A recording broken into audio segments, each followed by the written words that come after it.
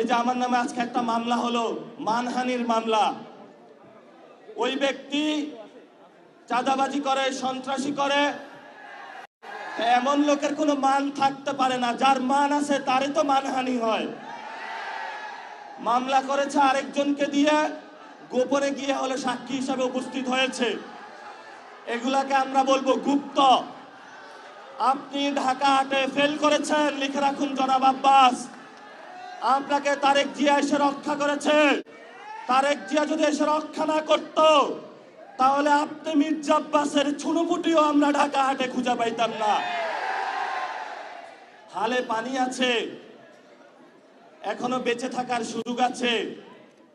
ভদ্র হন, ভদ্র হতে শিখুন।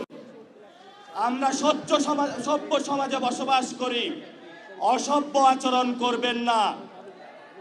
অসভ্য আচরণ যদি করেন, কিভাবে আপনাকে সভ্য করতে হয়, আপনাদেরকে সভ্য করতে হয়, এটা আমাদের ভালো করে জানা আছে।